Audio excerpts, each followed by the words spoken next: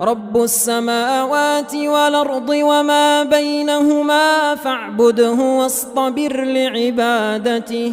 هل تعلم له سميا ويقول الإنسان وإذا ما مت لسوف أخرج حيا أولا يذكر الإنسان أنا خلقناه من قبل ولم يك شيئا فوربك لنحشرنهم